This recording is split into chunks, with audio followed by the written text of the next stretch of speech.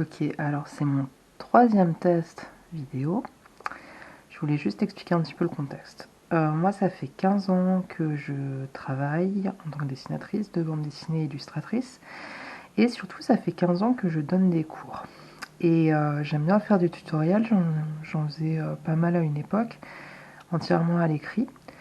Et en fait, cette année, j'ai eu beaucoup d'élèves qui étaient lycéens dans des options arts plastiques et avec qui j'ai fait mini-cours, des mini-cours d'aquarelle vraiment pour expliquer les bases, où c'était plus une masterclass d'ailleurs qu'un cours, où je leur faisais une démonstration.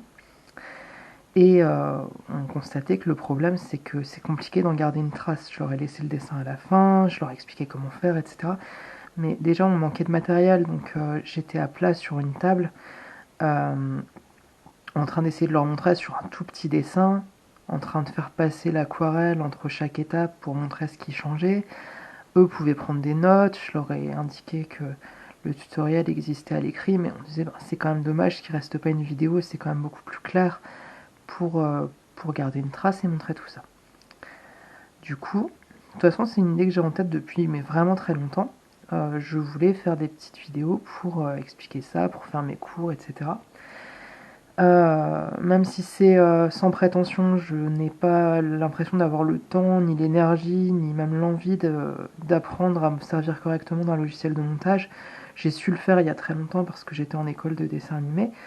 Mais ben voilà, je suis pas très douée en informatique, à part Photoshop, je sais pas faire grand chose. Et enfin voilà, je j'ai pas une ambition particulière par rapport à ça. Et comme je suis quelqu'un qui manque de patience de façon générale, je préfère que ça reste quelque chose de très amateur et avec un côté à l'arrache, clairement assumé.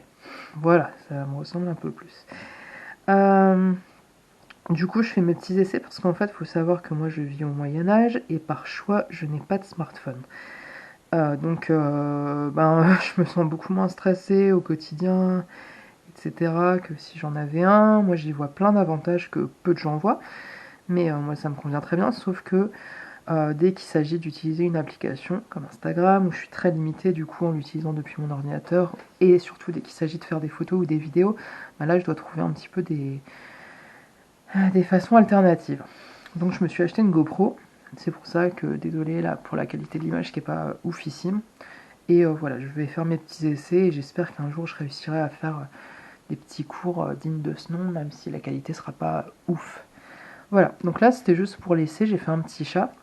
Donc juste pour restituer le contexte, c'est typiquement ce que je vais faire en dédicace, en fait, ce qu'on me demande. C'est pour ça, on va dire que je fais assez vite, mais il faut quand même penser que ce type de dessin, je le fais très régulièrement depuis des années, et parfois en dédicace, on est un petit peu amené à faire des dessins à la chaîne. Donc il n'y a rien de péjoratif quand je dis ça, c'est juste qu'il faut être assez rapide quand il y a du monde pour pas faire attendre les gens pendant 5000 ans.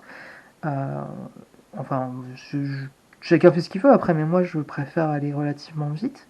Et c'est aussi pour dire, c'est une attitude assez simple pour un chat. Il est assis, voilà, il a une patte relevée, il n'est pas en train de se battre avec un autre chat tout en jouant avec une pelote de laine au bord d'une fenêtre avec la moitié du corps dans le vide et l'autre moitié sur un appentis de fenêtre. C'est pas appentis le mot, c'est pas grave. Sur un rebord de fenêtre.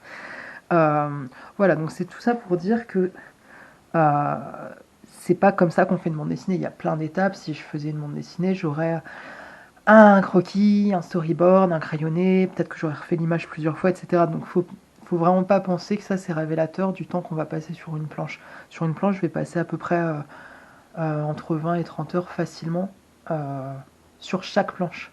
Donc, enfin voilà, c'est pour repréciser parce que souvent les gens pensent qu'on fait ça en 5 minutes.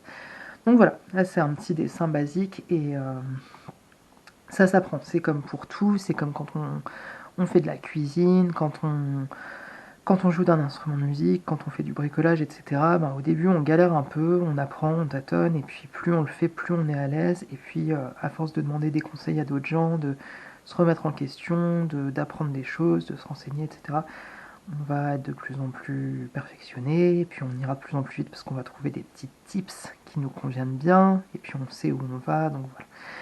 Voilà, donc ça c'était juste pour la petite parenthèse. Je ne... Comment dire?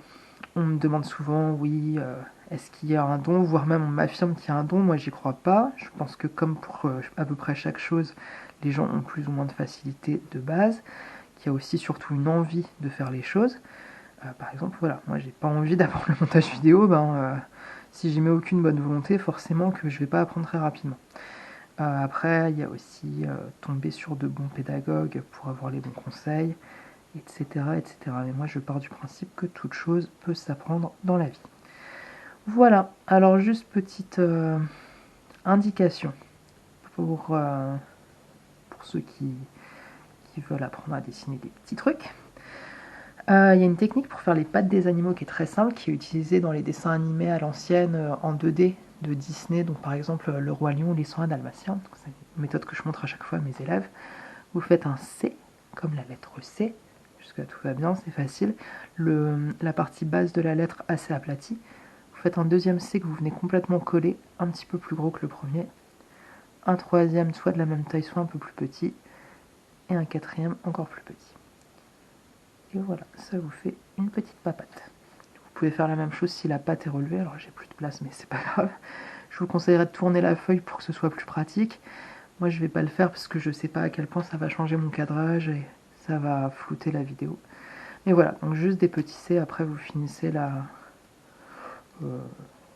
longueur, on va dire, de la pâte. Voilà. Donc ça, ce sont mes petits essais de test vidéo et on verra ce que ça donne et si j'arrive à en faire quelque chose d'un peu sympa à long terme. Je ne désespère pas. Voilà. Bonne journée.